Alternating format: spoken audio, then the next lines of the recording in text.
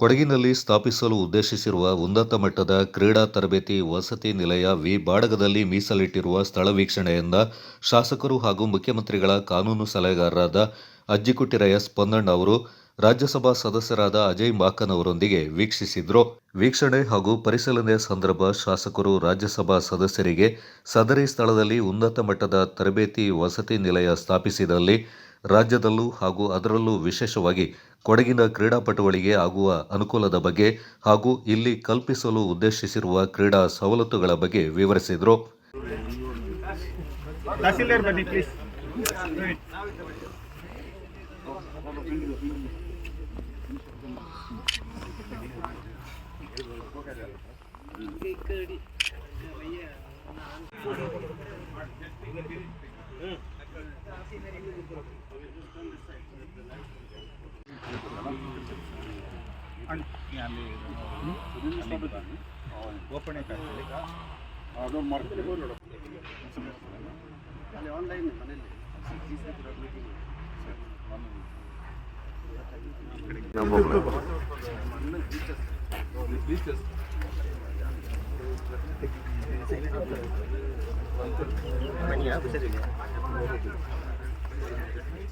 ಕೆಳಗೆ ಹೋಗ್ತೀವಿ ಫುಲ್ ಉಂಬ್ಳು ಇದೆ.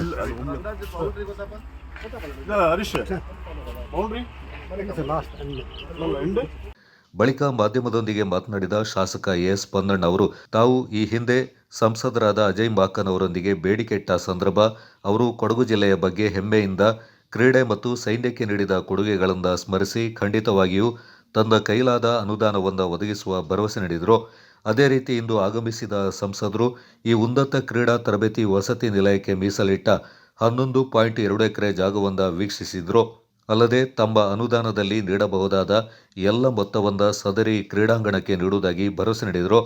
ಈಗಾಗಲೇ ನಿರ್ಮಾಣ ಕಾಮಗಾರಿಯ ಪೂರ್ವ ತಯಾರಿ ಪ್ರಗತಿಯಲ್ಲಿದ್ದು ಸಮಯ ಒದಗಿ ಬಂದಲ್ಲಿ ಇದೇ ಬರುವ ನವೆಂಬರ್ ತಿಂಗಳು ಮುಖ್ಯಮಂತ್ರಿಗಳು ಸಂಸದರಾದ ಅಜಯ್ ಮಾಕನ್ ಹಾಗೂ ಕ್ರೀಡಾ ಸಚಿವರನ್ನ ಈ ಭಾಗಕ್ಕೆ ಕರೆಯಿಸಿ ಅಧಿಕೃತವಾಗಿ ಕಾರ್ಯಕ್ರಮ ನಡೆಸುವ ಉದ್ದೇಶವನ್ನು ತಿಳಿಸಿದರು.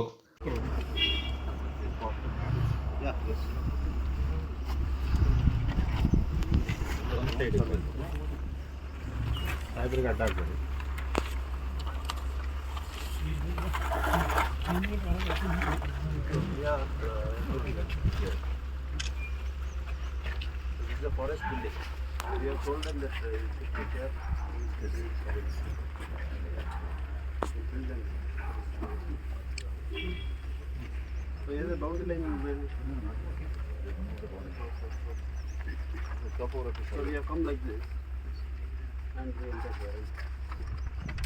How much is the total area? 11.6 acres. 11.20. 11.20.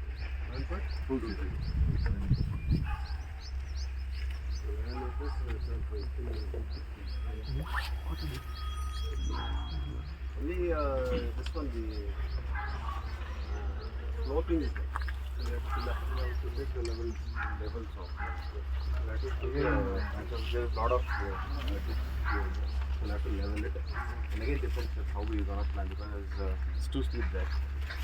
But you can plan accordingly. Because the play field area can be at one place, can be at another place. The administrative block and the gymnasium can be. Everything will not be in the same level. So everything will not be at the same level. Only the play field area. And if there is a minor slope also in play field area, doesn't like matter. So focus, don't focus on filling up and making it. Where it required, this will be done. And where it will be taken down. But you should plan that well in advance, the location of such. ಸರಸಾಟಿ ಆಗಿರುವಂಥ ಇನ್ನೊಂದು ದೇಶದಲ್ಲಿ ಇಲ್ಲ ಅಂತ ಹೇಳಿದ್ರು ಕೂಡ ತಪ್ಪಾಗುತ್ತೆ. ಅದನ್ನು ಗುರುತಿಸಿ ನಮ್ಮ ರಾಜ್ಯಸಭಾದ ಸಂಸದರು ಅಂತ ಅಜಯ್ ಮಾಕನ್ ಅವರು ರಾಜ್ಯಸಭೆಯಲ್ಲಿ ಮಾತಾಡಿದರು. ಕೊಡವ ಹಾಕಿ ಹಬ್ಬ ಗಿನ್ನಿಸ್ ಬುಕ್ ದಾಖಲೆಯನ್ನು ಸ್ಥಾಪಿಸಿದೆ ಅಂತೇಳಿ ಅವರು ಹೆಮ್ಮೆಯಿಂದ ಮಾತಾಡಿದಾಗ ನನಗೂ ಭಾಳ ಖುಷಿ ಆಯಿತು. ನಾನೇನು ಅವ್ರ ಹತ್ರ ಅದ್ರ ಬಗ್ಗೆ ಚರ್ಚೆನೂ ಮಾಡಿದ್ದೆ. ನಾನು ತಕ್ಷಣ ಅವ್ರನ್ನ ದೂರವಾಣಿ ಮೂಲಕ ಸಂಪರ್ಕ ಮಾಡಿ, ನನ್ನ ಸಂಪರ್ಕ ಇತ್ತು ಯಾಕಂದರೆ ಅವರು ಇಲ್ಲಿಂದ ರಾಜ್ಯಸಭೆಗೆ ಆಯ್ಕೆ ಆದಾಗ ನಾಮಿನೇಷನ್ ಮಾಡೋದಂಥ ಸಂದರ್ಭದಲ್ಲಿ ನಾನು ಅವ್ರ ಜೊತೆ ಅವರು high altitude training centre, sports ಸೆಂಟರನ್ನು ಮಾಡೋದು ನಂದು ಕೂಡ ಕನಸಾಗಿದೆ. ಖಂಡಿತವಾಗಿ ನಿಮ್ಮ ಜಾಗದಲ್ಲಿ ಮಾಡ್ಬೋದು, ಜಾಗ ಗುರುತಿಸಿ ಅಂತ ಹೇಳಿ. ಇಲ್ಲಿ ಸರ್ಕಾರದ ಭೂಮಿಯನ್ನು ಗುರುತಿಸ್ಲಿಕ್ಕೆ ಸ್ವಲ್ಪ ಸಮಯ ಆಯಿತು, ಆದರೆ ಅವರು ಪದೇ ಪದೇ ಆಯ್ತಾ ಅಂತ ಹೇಳುವಂಥದ್ದು ಕೇಳ್ತಾರೆ. ಅಂದರೆ ಅವ್ರಿಗೆ ಅವರು ಕೂಡ ಹಾಕಿ ಅವ್ರು ನನಗೇನು ಹೇಳಿದ್ರು ಅಂದರೆ, ಗೋವಿಂದ ಅವ್ರನ್ನ, MP ಗಣೇಶ್ ಅವ್ರನ್ನ, ಇಂಥವ್ರನ್ನೆಲ್ಲ ಆಡ್ತಾ ನಾನು ಕೂಡ ನನ್ನ ಬಾಲ್ಯದಲ್ಲಿ ಅವ್ರನ್ನೆಲ್ಲ ನೋಡಿ ಹೆಮ್ಮೆ ಪಟ್ಟಂಥವ್ರು. ಹಾಕಿಗೆ ನಿಮ್ಮ ಕೊಡುಗೆ ದೊಡ್ಡದು, ಕ್ರೀಡೆಗೆ ನಿಮ್ಮ ಕೊಡುಗೆ ದೊಡ್ಡದು, ಅದರಿಂದ ಮಾಡಿ ಅಂತೇಳಿ ಅವರು ಭಾಳ ಪ್ರೋತ್ಸಾಹವನ್ನು ಕೊಟ್ಟರು. ಅದಕ್ಕೆ ಇವತ್ತು 11 ಎಕರೆ 20 ಗುಂಟೆ 20 ಸೆಂಟ್ ಜಾಗವನ್ನು ನಾವು ಇಲ್ಲಿ ವಿ ಭಾಗದಲ್ಲಿ ಗುರುತಿಸಿ ಈಗಾಗಲೇ ಕೆಲಸ ಆರಂಭವನ್ನು ಮಾಡಿದ್ವಿ. ಅವರ MP ಅನುದಾನದಿಂದ ಎಷ್ಟಾಗುತ್ತೆ, ಯಾಕಂದರೆ ಟೈಡ್ ಅಪ್ ಇರುತ್ತೆ, SC ST ಬೇರೆ ಬೇರೆ ರೀತಿಯಾದಂಥ ಇರ್ತದೆ, ಮತ್ತು ಅವ್ರಿಗೆ ಬೇರೆ ಕಡೆ ಕೊಡುವಂಥದ್ದು. ಅದನ್ನು ಬಿಟ್ಟು ಉಳಿದಂಥ ಎಲ್ಲ ಹಣವನ್ನು ಇಲ್ಲಿ ಕೊಡ್ತೀನಿ ಅಂತ ಹೇಳುವಂಥ ಭರವಸೆಯನ್ನು ಕೊಟ್ಟಿದ್ದರು. ಅದರಿಂದ ನಮಗೆ ಧೈರ್ಯ, ನಾವು ಕೊಡ್ತೀನಿ ಹಣ ಅಂತ ಹೇಳಿದ್ದಕ್ಕೆ ನಮಗೆ ಧೈರ್ಯ ಬಂತು. ಈಗ ಧೈರ್ಯವಾಗಿ ಮುಂದುವರಿತಾ ಇದ್ದೀವಿ. ಇಲ್ಲಿ ಬಹುಶಃ ಯಾವತ್ತೂ ಕೊಡಗಿನಲ್ಲಿ ಕಾಣದಂಥ ಒಂದು ಕ್ರೀಡೆ ವ್ಯವಸ್ಥೆಯನ್ನು ಇಲ್ಲಿಯ ಜನರಿಗೆ, ಕೊಡಗಿನ ಜನರಿಗೋಸ್ಕರ ನಾವು ಸ್ಥಾಪನೆ ಮಾಡುವ ನಿಟ್ಟಿನಲ್ಲಿ ಕೆಲಸ ಪ್ರಾರಂಭ ಆಗಿದೆ. ಜಾಗ ಗುರುತಿಸಿದ್ದೇವೆ, ಈಗಾಗಲೇ ಕ್ಲೀನಿಂಗ್ ಕೆಲಸ ಆಗ್ತಾಯಿದೆ. ಬಹುಶಃ ನವೆಂಬರ್ ತಿಂಗಳಲ್ಲಿ ನಮ್ಮ MP ಸಾಹೇಬರ ಜೊತೆಗೆ ಮುಖ್ಯಮಂತ್ರಿಗಳನ್ನು ಮತ್ತು ಕ್ರೀಡಾ ಸಚಿವರು, ಅವರೇ ಕ್ರೀಡಾ ಸಚಿವರಾಗಿರೋದ್ರಿಂದ ಅವರನ್ನು ಇಲ್ಲಿ ಕರೆತಂದು ಇದನ್ನು ಅಧಿಕೃತವಾಗಿ ಪ್ರಾರಂಭಿಸುವಂಥ ಕೆಲಸವನ್ನು ಮಾಡಬೇಕು ಅಂತ ಕೂಡ ನಾವು ಚಿಂತನೆ ಮಾಡಿದ್ದೀವಿ. ಆ ಸಮಯ ಸಂದರ್ಭ ಯಾವ ರೀತಿ ಬರ್ತದೆ ನೋಡಿಕೊಂಡು ಆ ಕೆಲಸವನ್ನು ಮಾಡೋಣ, ಇಷ್ಟನ್ನೇ ಹೇಳಲಿಕ್ಕೆ ಬಯಸ್ತೇನೆ. ಇನ್ನು ಉಳಿದಂಥ ಸಮಯ ನಮಗೇನಿದೆ ಅದರಲ್ಲಿ ಈ ಕ್ರೀಡಾ ವ್ಯವಸ್ಥೆಯನ್ನು ಸ್ಥಾಪನೆ ಮಾಡೋದಕ್ಕೆ ಹರಸಾಹಸವನ್ನು ಮಾಡಿ ಪ್ರಾಮಾಣಿಕವಾಗಿ ಕೆಲಸ ಮಾಡ್ತೀವಿ. Visited this place today.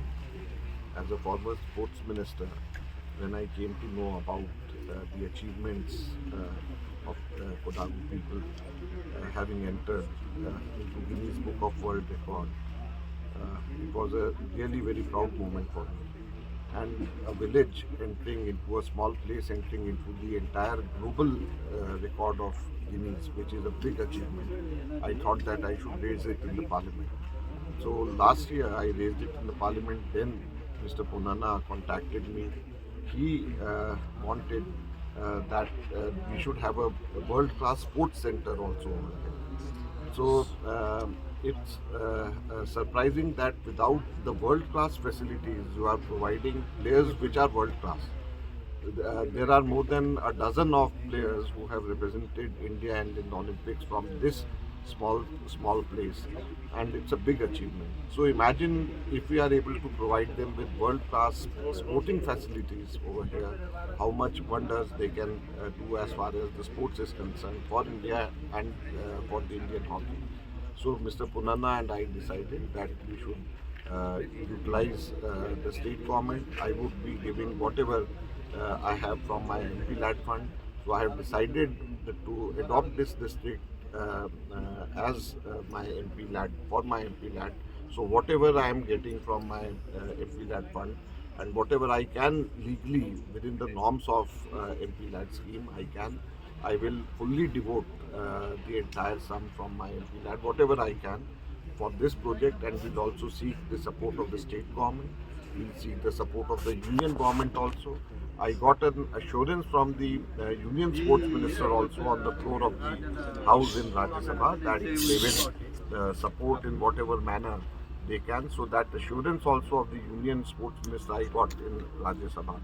So I am very happy that you have a very active MLA in Mr. Punana, who just after speaking with me once has worked on the ground, found out a place where we can have more than 11 acres of an international level sports center, which would produce international level sports persons from this Kodagu place, and I am very proud and happy to be a part of this journey.